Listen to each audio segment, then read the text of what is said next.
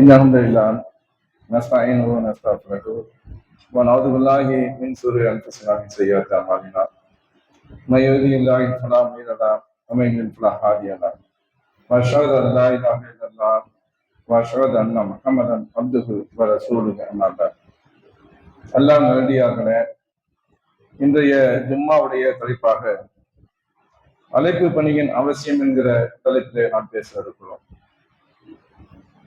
இந்த சத்திய மார்க்கத்தை நம்முடைய வாழ்வியலாக ஏற்றுக்கொண்டிருக்கக்கூடிய நாம் அல்லாஹ்வுடைய தூதரும் வலியுறுத்தக்கூடிய இந்த அழைப்பு பணி என்று சொல்லக்கூடிய மக்கள் மத்தியிலே இந்த சத்திய கொள்கையை எடுத்து சொல்லி அந்த மக்களை இந்த சத்திய கொள்கை என்பால் அழைக்கக்கூடிய இந்த பணியை செய்யக்கூடிய மக்களாக நாம் இருக்கிறோமா என்று பார்த்தால் அது அதிகமான மக்கள் அலட்சியம் காட்டக்கூடிய மக்களாக இருப்பதை நாம் பார்க்கிறோம்.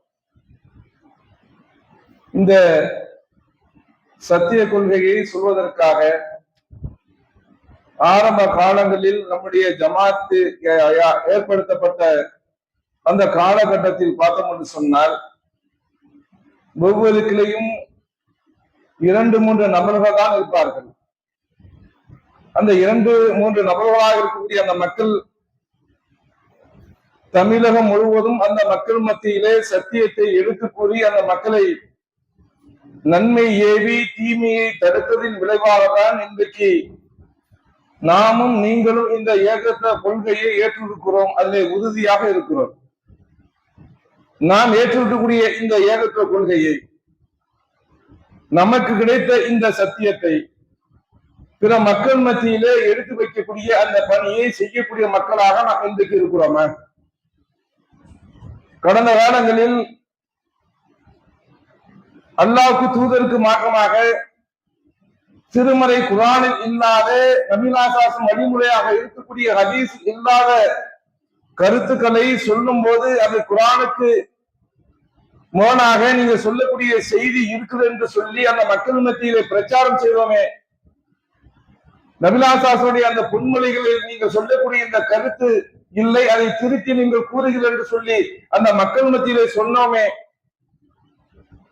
அது இன்றைக்கு வலுவாக சொல்லக்கூடிய மக்களாக நாம் இருக்கிறோமா என்று பார்த்தால் அது அலட்சியம் காட்டக்கூடிய மக்களாக நாம் இருக்கிறோம்.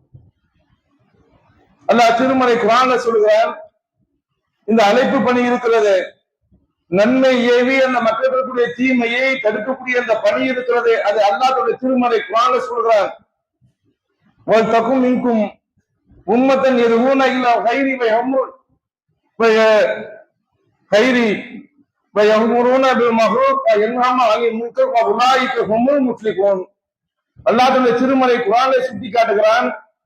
எப்படி அப்படியே செய்தி அல்லாஹ் சொல்கிறார் என்று சொன்னால், நன்மை ஏவி தீமையை தடுத்து நல்வழியை நோக்கி அழைக்கக்கூடிய சமுதாயம் அவர்கிட்ட இருக்க வேண்டும். அவர்தான் வெற்றி பெற்றவர் என்பதாக அல்லாஹ் திருமறை குர்ஆனை சொல்கிறார். மறுமை வெற்றி யாருக்கு என்பதை அல்லாஹ் திருமறை குர்ஆனை சுட்டி காட்டுகிறார். நன்மை ஏவி அந்த மக்களுடைய தீமையை யார் தடுக்கிறார்களோ, அப்படிப்பட்ட ஒரு கூட்டமாக யார் இருக்கிறார்களோ அவர்தான் வெற்றி பெற்றவர் என்பதாக அல்லாஹ் திருமறை குர்ஆனை சொல்கிறானே. அல்லாஹ்வின் தூதர்கள் சொல்லுகிறார்களே, மும்மூலம் ஒருவருக்கு இந்த சத்திய கொள்கையை ஏகத்துவ கொள்கையை அவருக்கு நாம் எத்தி வைக்கிறோம், அதனால் அவர் ஏற்றுக்கொள்கிறார் என்று சொன்னால், உம்மூலம் ஒருவருக்கு நேர்வழி கிடைக்கிறது என்று சொன்னால் சிறப்புன ஒட்டகத்தை விட சிறந்ததாக அல்லாஹ்வின் தூதர் சொல்கிறார்களே. எப்படியாப்பட்ட நன்மை! நாம இந்த சத்தியத்தை மக்கள் மத்தியிலே சொல்கிறோம். நாம் இந்த சத்தியத்தை சொல்வதால் ஒருவர் இந்த சத்திய மார்க்கத்தை ஏற்றுக்கொள்கிறார். ஏற்றுக்கொண்டு அவர் இந்த ஏகத்துவ கொள்கையினால் நடக்கக்கூடியவராக வணக்க வழிபாடை நிறைவேற்றக்கூடிய மக்களாக அவர் இருந்தார் என்று சொன்னார், சிறப்பினர் ஒட்டகத்தை விட சிறந்ததாக அல்லாஹ்வின் தூதர் சொல்கிறார் என்று சொன்னால் சாதாரண ஒரு விஷயமா? அன்றைய காலத்துல ஒட்டகத்தை சிறப்பினர் ஒட்டகம் என்று சொன்னால் அது மதிப்பு கூடுதல் உயர்ந்தது. அதை அல்லாஹ்வின் தூதர்கள் அன்றைய காலகட்டத்தில் சொல்லுகிறார்கள். இன்றைக்கு நாம் வாழக்கூடிய காலகட்டத்தில் உயர்ந்ததாக எதை சொல்லுவோம் என்று சொன்னால், உயர்ந்த ஒரு காரை ஒரு வைத்திருந்தார் என்று சொன்னால் அதிக விலை கொடுத்து வாங்கி வச்சிருப்பாரு. அந்த காரை பாருங்க, அது ஆட்டோமேட்டிக் சிஸ்டம்லாம் இருக்கும். அது சொல்லுவோம், எப்ப உயர்ந்த காரை வைத்திருக்கா பார்த்து சொல்லுவோம். அப்ப இந்த அல்லாஹ்வின் தூதர் சொல்கிறார்கள், சிகப்பு நிற ஒட்டகத்தை விட சிறந்த நன்மை என்று சொன்னால் அதை செய்யக்கூடிய மக்களாக நாம் இருக்கிறோமா, அதை அலட்சியம் காட்டக்கூடிய மக்களாக இருக்கிறோமா? அப்ப இந்த நன்மையை ஏவக்கூடிய, தீமையை தடுக்கக்கூடிய அந்த பணியை நாம் ஒவ்வொருவரும் செய்யக்கூடிய மக்களாக இருக்க வேண்டும். இறை தூதர் லுக்மான் அவர்கள் தன்னுடைய மகனுக்கு சொன்ன கருத்தை அல்லாஹ் திருமறை குர்ஆன்ல சொல்கிறார். என் அருமை மகனே, தொழுகையை நிறைவேற்று, நன்மை ஏவு, தீமையை தடு, அது ஏற்படுகிற சிரமங்களை சகித்துக் கொள் என்பதாக அந்த லுக்மான் அவர்கள் தன்னுடைய மகனுக்கு சொன்னதாக அல்லாஹ் திருமறை குர்ஆன்ல சுட்டி காட்டுகிறார். எப்படி அந்த செய்தியை சொல்கிறான்? அல்லாஹ் திருமறை குர்ஆன்ல சொல்லக்கூடிய இந்த செய்தியை சிந்தித்தோம் என்று சொன்னார். நன்மை ஏவுவதில், தீமையை தடுப்பதில் நாம் அலட்சியம் காட்டக்கூடிய மக்களாக இருக்க மாட்டோம். அவர் தன்னுடைய மகனுக்கு சொன்ன உபதேசம் இது, தொழுகையை நிறைவேற்று, இந்த ஏகத்துவ கொள்கையை, சத்திய மார்க்கத்தை நாம் ஏற்றுக்கொள்வோம் என்று சொன்னார். 5 நேர தொழுகையை நிறைவேற்றக்கூடிய மக்களாக நாம் இருக்க வேண்டும். ஜமாத்தோட தொழக்கூடிய மக்களாக நாம் இருக்க வேண்டும். ஒவ்வொரு வக்தும் அந்த ஜமாத்தோட தொழக்கூடிய மக்களாக நாம் இருந்தோம் என்று சொன்னால் 27 மடங்கு கூடுதல் நன்மையை பெறக்கூடிய மக்களாக நாம் இருக்க முடியும்.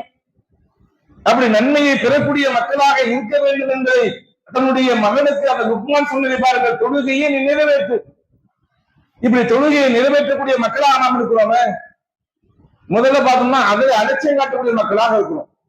ஏகத்துவ கொள்கையை நாம ஏற்றிருக்கிறோம். ஏற்றக்கூடிய நம்ம என்ன பார்க்கணும்னு சொன்ன, ஒவ்வொரு நேர வக்து தொழுகையில பார்க்கணும்னு சொன்ன அதிகமான மக்கள் கலந்து கொள்வதில்லை. இந்த ஜும்மாவோட அதிகமா மக்கள் கலந்துருக்கோம், அது ஒரு பாதியாவது வரணும்ல. அதை பார்த்தோம்னு சொன்ன ஒரு செப்பு 2 செப்பு நிக்கிறத பாக்குறோம். ஒரு செப்பு சில இடங்களை பார்த்தா ஒரு செப்பு தான் நிக்கிறத பாக்குறோம். அப்ப அல்லாஹ்வின் தூதர் அந்த லுக்மான் அவர்கள் சொன்ன அந்த செய்தியை பாருங்கள். தன்னுடைய மகனுக்கு சொன்ன செய்தி என்ன? தொழுகையை நீ என்ன பண்ண நிலைநாட்டுகிறார்கள். அடுத்து சொன்ன செய்தியை பாருங்கள், நன்மை ஏவுவதாக தீமையை தடு, நன்மை ஏவி தீமையை தடுன்னு சொல்லிட்டு அடுத்து சொல்லக்கூடிய அந்த விஷயத்தை பாருங்கள்.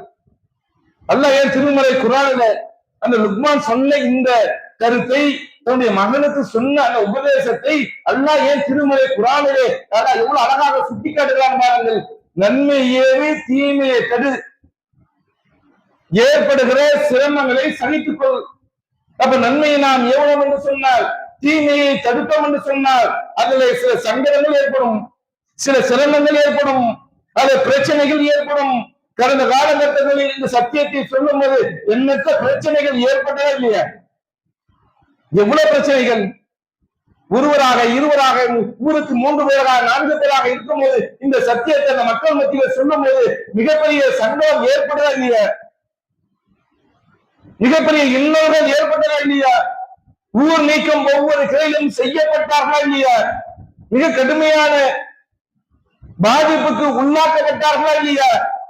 உள்ளாக்கப்பட்டார்கள், ஊர் நீக்கம் செய்யப்பட்டார்கள், பல்வேறு விதமான இன்னல்கள், துன்பங்கள், துயரங்களுக்கு ஆளாக்கப்பட்டார்கள். அப்ப நன்மை ஏவினால் தீமையை தடுத்தால், அது நன்மை ஏவி தீமையை தடுத்தோம் என்று சொன்னால் அதில் சில சங்கடங்கள், பிரச்சனைகள் வரதான் செய்யும். இது அந்த லுக்மானுடைய மகனுக்கு சொன்னது அல்லாஹ் திருமறை குர்ஆன்ல சொல்கிறார்கள். அப்ப நன்மை ஏவி தீமையை தடுத்தால் அதுல சின்ன சின்ன பிரச்சனைகள், சின்ன சின்ன சங்கடங்கள் வரத்தான் செய்யும். இப்படி நன்மையை நாம் இந்த ஏவனம் என்று சொன்னால் அதுல ஏற்படுகிற பிரச்சனைகளை நாம் சகித்துக் கொண்டோம் என்று சொன்னால் அதற்கு நாளைக்கு மறுமையிலே நன்மை இருக்கிறத. கடந்த நாளங்கள்ல நன்மையை நாம் ஏவி அந்த மக்களுடைய தீமையை தடுப்போமே, இன்றைக்கு அப்படி தடுக்கிறோமே? கடந்த காலங்களில் நம்முடைய ஜமாத்தின் சார்பாக இப்படியாப்பட்ட நன்மையை ஏவியதனால், தீமையை தடுத்ததனால் நாமும் நீங்களும் இன்றைக்கு இந்த சத்திய கொள்கையில் இருக்கிறோம். இந்த சத்திய கொள்கையை பின்பற்றுவதற்கு முன்னால் நம்முடைய நிலை என்ன? ஒவ்வொருவரும் சிந்தித்து பாருங்கள். எப்படி இருந்திருப்போம்? இணை வைப்பாளராக இருந்திருப்போம், பித்ரத்தை ஆதரிக்கக்கூடியவராக இருந்திருப்போம், தப்பிலும் தவறிலும் நாம் இருந்திருப்போம். இந்த சத்தியத்தை, ஏகத்துவ கொள்கையை நாம் ஏற்றிருக்கிறோமே. ஏற்ற பிறகு இந்த சத்திய கொள்கையை பிற மக்கள் மத்தியிலே போய் எடுத்து போய் சொல்லக்கூடிய அந்த பணியை நாம் அலட்சியப்படுத்த சொன்னார். நாம மட்டும் இந்த சத்தியத்தை தெரிந்து கொண்டு நாம மட்டும் சொர்க்கம் போடும் என்று நாம நினைத்தோம் என்று சொன்னால் அல்லாஹ்வின் தூதர் சொல்கிறார்களே, தனக்கு விரும்புவதை பிறருக்கு விரும்பாதவரை உண்மையான இறை நம்பிக்கை கொண்டவராக ஆக முடியாது. எப்படிப்பட்ட செய்தி அல்லாஹ்வின் தூதர் சொல்கிறார்கள், நான் சொர்க்கம் போக வேண்டும் என்று நான் விரும்புகிறேன், இந்த ஏழு போலி ஏற்றிருக்கிறேன், நான் சொர்க்கம் செல்ல வேண்டும் என்று நான் விரும்புகிறேன் என்று சொன்னார். நான் தொழுகையை சரியாக நிறைவேற்ற வேண்டும் என்று விரும்புகிறேன் என்று சொன்னார். நன்மைகளை நான் சம்பாதிக்க வேண்டும் விரும்புகிறேன் என்று சொன்னார். இந்த நன்மையை செய்யக்கூடிய அந்த மக்களை வார்த்தெடுக்க வேண்டுமா இல்லையா? நாம் எதை விரும்புகிறோமோ, சொர்க்கத்தை நாம் விரும்புகிறோம் என்று சொன்னால் அந்த சொர்க்கத்தை அடைவதற்கு அந்த மக்களை நன்மை என்பால் வார்த்தெடுக்கக்கூடிய, நன்மை ஏவி தீமையை தடுக்கக்கூடிய இந்த பணியை நாம் ஒவ்வொருவரும் செய்யக்கூடிய மக்களாக இருக்கணுமா? அதை அனிச்சயம் காட்ட வேண்டுமா? இறை தூதர் இப்ராஹிம் நபி அவர்கள் தன்னுடைய சமுதாய மக்கள் மத்தியில இந்த சத்தியத்தை எடுத்து சொன்னார்களா இல்லையா? அல்லாஹ் அவரை கலில் உற்ற தோழர் என்று சொல்கிறார். ஒரு நபராக இருந்தாலும், தனி ஒரு நபராக இருந்தாலும் அந்த மக்கள் மத்தியிலே சத்தியத்தை எடுத்து சொன்னார்களே, தன்னுடைய தந்தை இடத்திலே சத்தியத்தை எடுத்து சொன்னாரா இல்லையா? தன்னுடைய தந்தையிட்ட போறார், அழகாக அந்த தன்னுடைய தந்தை இடத்திலே பிரச்சாரம் செய்கிறார். எவ்வளவு அழகாக செய்கிறார்! நீங்க சைத்தானின் நீங்க கட்டுப்பட்டு சைத்தானை வழங்கக்கூடிய அவனை ஆகிவா என்று சொல்லி தன்னுடைய தந்தை இடத்துல அழகான முறையில அந்த சத்தியத்தை எடுத்து சொல்கிறார்கள். தன்னை பின்பற்றுமாறு தன்னுடைய தந்தை இடத்தை கூறுகிறார்கள். அதுக்கு தந்தை கொடுத்த பதில் என்ன? என்னுடைய கடவுளை நீ பரிசுன்னு சொன்ன, உன்னை கல்லால் அடித்து மக்கள் கொள்வார்கள், என்னை விட்டு நீண்ட காலம் ஒதுங்கிவிடு. எதற்காக? தந்தை தன்னுடைய மகனாகிய இப்ராஹிம் நபிக்கு இந்த வார்த்தை சொன்னார்கள். தன்னுடைய தந்தை இடத்துல எந்தவித அச்சமில்லாமல் தன்னுடைய தந்தை இடத்துல சத்திய மார்க்கத்தை சொன்னார்கள். ஓர் இறைவனை வணங்க வேண்டும் என்று சொன்னார்கள். என்னை தூதராக என்னை பின்பற்ற வேண்டும் என்று சொன்னார்கள். சொன்னதுக்கு தந்தை சொன்ன பதில் எதுவாக இருந்தது? நாம நம்முடைய தந்தை இடத்துல, நம்முடைய தாயிடத்துல, நம்முடைய உற்றார் உறவினரிடத்துல இந்த சத்திய மார்க்கத்தை சொன்னால் இப்படிப்பட்ட எதிர்ப்பு வருமா என்று தெரியாது. இப்படிலாம் எதிர்க்க மாட்டாங்க, இந்த அளவுக்கு கடுமையாக இருக்க மாட்டார்கள். அந்த தந்தை ஆசர் சொன்ன செய்தி என்ன? என்னுடைய கடவுளை என்னை பரிகசிக்கிறிய, கிண்டல் பண்றிய, உன்னை மக்கள் கல்லால் அடித்துக் கொள்வார்கள், என்னை விட்டு நீண்ட காலம் ஒதுங்கிவிடு. அதுக்கு இப்ராஹிமுடைய பதில் என்னவாக இருந்ததாக அல்லாஹ் திருமறை குர்ஆன்ல சொல்கிறான். அல்லாஹ் ஒருவன் என்பதை நீங்கள் ஏற்றுக்கொள்கிற வரை உமக்கும் எமக்கும் பகைமையும் வெறுப்பும் என்றென்று இருந்து கொண்டே இருக்கும் என்று தன்னுடைய தந்தையிடத்தில் அவர் சொன்னதாக அல்லாஹ் திருமறை குர்ஆன்ல சுட்டி காட்டுகிறானே. எப்படி அப்படி தாவா? தன்னுடைய தந்தையிடத்தில் அந்த சத்திய மார்க்கத்தை சொல்லுகிறார்கள், அவர் ஏற்றுக்கொள்ள மறுக்கிறார். உன்னை கொலை செய்து விடுவேன் என்று சொல்கிறார், கல்லா அடித்து உன்னை கொள்வேன் என்று சொல்கிறார். சொன்ன தந்தையிடத்து அவர் சொன்ன பதில் எதுவாக இருந்தது? இந்த ஓர் இறைவனை நீங்கள் ஏற்றுக்கொள்ளும் வரை உமக்கும் எமக்கும் பகைமையும் வெறுப்பும் இருந்து கொண்டே இருக்கும். எதுவே இருக்கும்? இந்த ஓர் இறைவன் என்பதை நீ ஏற்றுக்கொள்கிற வரை உமக்கும் எமக்கும் பகைமை இருக்கும் என்று அந்த இப்ராஹிம் என்ற தந்தையிடத்து இந்த சத்தியத்தை தெளிவாக உறுதிபட சொன்னார்களே, அதை உறுதியாக நின்றார்களே. இப்படி நாம நம்முடைய மக்கள் மத்தியில, நம்முடைய உற்றார் உறவினருக்கு இந்த சத்தியத்தை, இந்த நன்மையை ஏவி தீமையை தடுக்கக்கூடிய இந்த பணியை செய்யக்கூடிய மக்களாக இருக்கிறோமே, அதை அலட்சியம் காட்டக்கூடிய மக்களாக இருக்கிறோமே. இறை தூதர் நபியாசாசம் அவர்கள் தன்னுடைய சந்தேகத்தை தன்னுடைய மக்களிடத்தை சொல்கிறார்கள். அல்லாஹ் வகியா இருக்கிறார், நீ உன்னுடைய மக்களுக்கு சத்தியத்தை எடுத்து சொல்லுங்கள், அச்சமுட்டி எச்சரிக்கை செய்யுங்கள். மக்களை எல்லாம் கூப்பிடுகிறார்கள். சபா என்ற மலை குன்றுகளை ஏறி நின்று தன்னுடைய மக்களை அழைக்கிறார்கள். அழைத்து அவர் சொல்லுகிறார்கள், இந்த மலைக்கு பின்பகுதியில ஒரு கூட்டம் உங்களை தாக்க வருது என்று நான் சொன்னார், நீங்க நம்புவீர்களா? நம்புவோன்னு சொல்லுகிறார்கள். அப்ப அல்லாஹ்வின் ரபிநாசர் அந்த மக்கள் மத்தியில சொல்லுகிறார்கள், என்னை நீங்கள் பின்பற்றுங்கள், என்னை தூதராக ஏற்றுக்கொள்ளுங்கள் என்று அந்த மக்கள் மத்தியில சொன்ன உடனே அந்த அவ்வளவுடைய அந்த செய்தி என்னவாக இருந்தது? அவன் மண்ணை மாறி இறக்கான இல்லையா, உனக்கு நாசம் உண்டாகட்டும் என்று சொல்லி நபியை பார்த்தவன் சொல்லுகிறான். அல்லாஹ் அதுக்கான வசனத்தை இறக்கி அவனுடைய மனைவி அவ்வளவு பண்ண நாசமாக அல்லாஹ் திருமலை குர்ஆன் வசனத்தை இருக்கிறத பார்க்கணும். சத்தியத்தை தன்னுடைய மக்கள் மத்தியிலே இறை தூதர்கள் சொன்ன போது அவனுக்கு எதிர்ப்பு வந்ததா இல்லையா? எந்த அளவுக்கு எதிர்ப்பு? இறை தூதர் அல்லாஹ் அவர்கள் அருகில் இருக்கக்கூடிய தாயிப் என்று சொல்லக்கூடிய அந்த நகரம், அந்த நகரத்தை சத்தியத்தை சொல்ல வேண்டும். அந்த மக்கள்கிட்ட சத்தியத்தை சொல்வதற்காக அல்லாஹ்வின் தூதர் அல்லாஹ் சென்று அனுமதி கேட்கிறார்கள். அனுமதி மறுக்கப்படுகிறது. மிக கடுமையான கவலைக்கு ஆட்படுத்தப்படுகிறார்கள். எந்த அளவுக்கு என்று சொன்னால் அல்லாஹ்வின் தூதர்கள் தாயிபிலும் தீர்ந்து வந்து கொண்டிருக்கிறார்கள். வந்த என்ன நிலை? தன்னை மறந்தவர்களாக, சுய நினைவற்றவர்களாக வருகிறார்கள். எப்படி அப்படி நினை பாருங்க. அந்த அளவுக்கு வேதனைக்கு உள்ளாக்கின்றால் எந்த அளவுக்கு அந்த இறை தூதர் நபிலாசாசன் அந்த மக்கள் கஷ்டப்படுத்தி இருந்தால் தன்னை மறந்தவர்களாக அல்லாஹ்வின் தூதர்கள் வருகிறார்கள். அப்ப ஒரு குறிப்பிட்ட இடம் வந்த பிறகு அல்லாஹ்வின் தூதர்கள் அப்ப சுய நினைவு வருகிறது. மேல வானத்தை பார்க்கிறார்கள். பெரிய மேகமூட்டமாக இருக்குது. பார்த்தோன்னா ஜிப்ரீல் அலைஹிஸ்ஸலாம். ஜிப்ரீல் சொல்கிறார்கள், அந்த மக்கள் சொன்னதை அல்லாஹ் அறிந்தான். உங்களுக்கு மலைக்குண்டான வானவரை அல்லாஹ் அனுப்பி இருக்கிறார் என்று சொன்ன உடனே சொல்லிவிட்டு மலைக்குண்டான மாணவர் சொல்லாம் சொல்லிவிட்டு அல்லாஹ்வின் தூதர் சொல்கிறார்கள், இறை தூதரவர்களே, இந்த மக்கள் உங்களை பேசியதை அல்லாஹ் வந்து அறிவான்.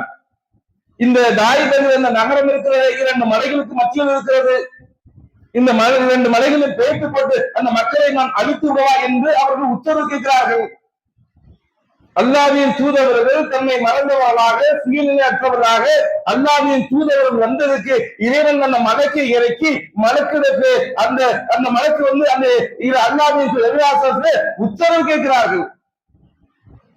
இந்த மக்கள் கடுமையாக பாதிப்புள்ளாக்கிவிட்டார்கள். அந்த கவலையோடு அல்லாஹ்வின் தூதர் திரும்பி இருக்கிறார்களா? அந்த அல்லாஹ்வின் தூதர் அவர் கேட்ட கேள்வி என்ன?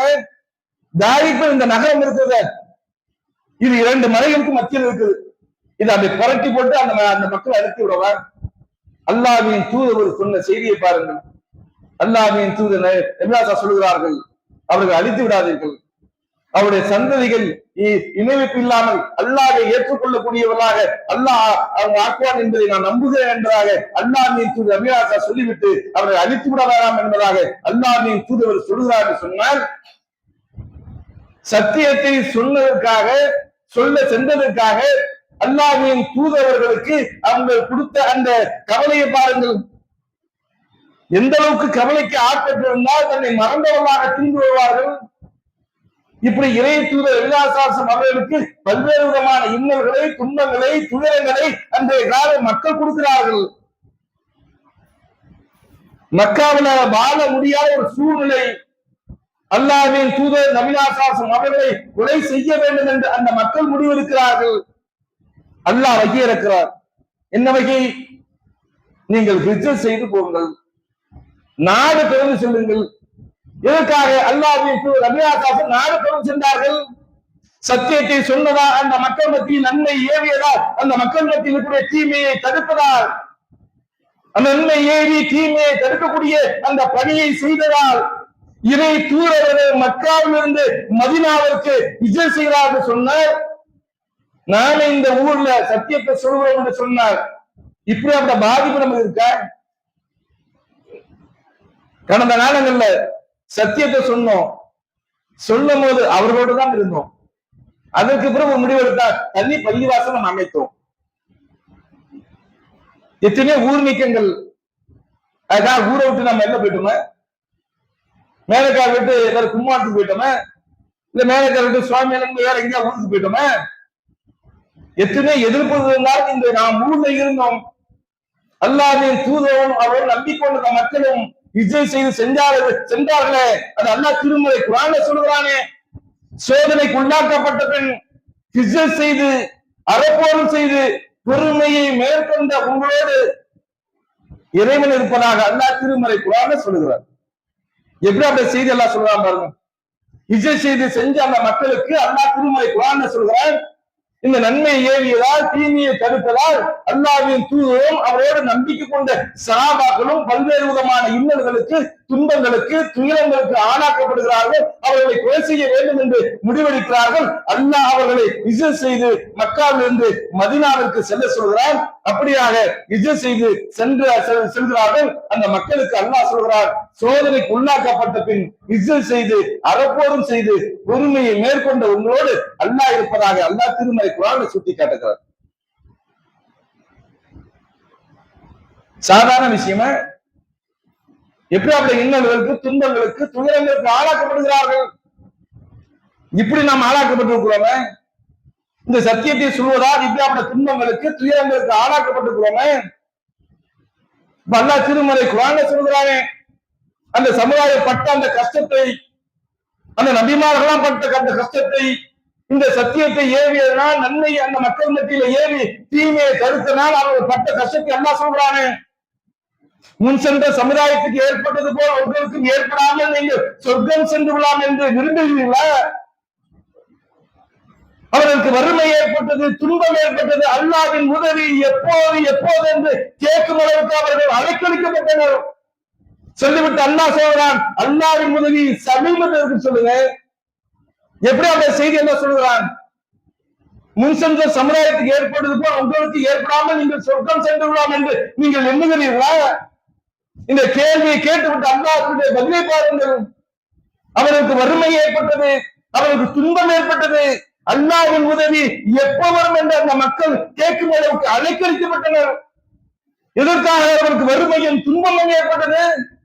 நன்மை ஏவியதால் அந்த மக்களுடைய தீமையை தடுத்ததால், இந்த சத்தியத்தை அந்த மக்கள் மத்தியில் உறக்க சொல்லியதால் அவர்களுக்கு அந்த இறை தூதருக்கும் இறை தூதர் நம்பிக்கை கொண்ட அந்த மக்களுக்கும் வறுமைக்கும் துன்பத்துக்கு ஆளாக்கப்பட்டார்களே. அப்படி அந்த வறுமை துன்பம் அவர்கள் யார்கிட்ட கேட்டார்கள்? அல்லாஹ்விடத்தில் கையேந்தினார்கள். சத்தியத்தை உறுதியாக நின்றார்கள். அந்த சத்தியத்தை உறுதியாக மக்கள் மத்தியிலே சொன்னார்கள். சொன்ன அவர்களுக்கு ஏற்பட்டது என்ன? கடுமையான எதிர்ப்பு. அவருக்கு வறுமை ஏற்பட்டது, அவர் துன்பம் ஏற்பட்டது. அந்த மக்கள் அல்லாஹ்வுடைய கேட்ட கேள்வி என்ன? அல்லாஹ்வுடைய உதவி எப்ப வரும்? அல்லாஹ் அடுத்து சொல்லாமல் அல்லாஹ்வுடைய உதவி சமீபத்தில் சொல்லுங்க. அப்ப அல்லாஹ் திருமறை குர்ஆன்ல சொல்லக்கூடிய இந்த திருமறை குர்ஆன் வசனத்தை நாம் சிந்தித்தோம் என்று சொன்னால், நன்மை ஏவி தீமையை நாம் தடுக்கிறோம் என்று சொன்னால் அதுல சில சங்கடங்கள் வரும், இன்னல்கள் வரும், துயரங்கள் வரும், அதாவது சோதனைக்கு நாம் ஆளாக்கப்படுவோம். சத்தியத்தில் உறுதியாக நின்று இந்த சத்தியத்தை பிற மக்கள் மத்தியில சொல்லி நன்மை ஏவி தீமையை நாம் தடுத்தோம் என்று சொன்னால், அதுல உறுதியாக இருந்தோம் என்று சொன்னால், நமக்கு சில சங்கடங்களும் சில சிரமங்களும் சில துன்பங்களும் சில துயரங்களும் வறுமைகளும் நமக்கு ஏற்படும். முன் சென்ற சமுதாயத்துக்கு ஏற்பட்டது, அதுபோல ஏற்படாமல் நீங்கள் சொர்க்கம் சென்று விடலாம் என்று நீங்கள் எண்ணுகிறீர்களா என்று அல்லாஹ் திருமறை குர்ஆன்ல கேட்கிறானே. எப்படி அந்த கேள்வி கேட்கிறான்? சொர்க்கம் நமக்கு கிடைக்க வேண்டும் என்று சொன்னால் முன் சென்ற சமுதாயத்துக்கு எப்படி இந்த சத்தியத்தை சொன்னாலும் அவருக்கு சிரமம் ஏற்பட்டது, எப்படி சிரமத்துக்கு ஆளாக்கப்பட்டார்கள், துன்பங்களுக்கு துயரங்களுக்கு வறுமைகளுக்கு ஆளாக்கப்பட்டார்களோ அதுவே நாம இந்த சத்தியத்தை சொல்வதனால், இது போன்று இந்த சத்தியத்தை மக்கள் மத்தியிலே சொல்வதனால் நமக்கு ஏற்படக்கூடிய அந்த சிரமங்கள் இருக்கிறது, துன்பங்கள் இருக்கிறது, அதை கொண்டுதான் நாளைக்கு மறுமையில சொர்க்கம் இருக்கு என்பதை அல்லாஹ் திருமறை குர்ஆன்ல சுட்டி காட்டுகிறார். அந்த முன்சென்ற சமுதாயப்பட்ட அந்த சிரமம் இருக்கிற அதை படாமல் நீங்க சொர்க்கம் செல்ல முடியுமா?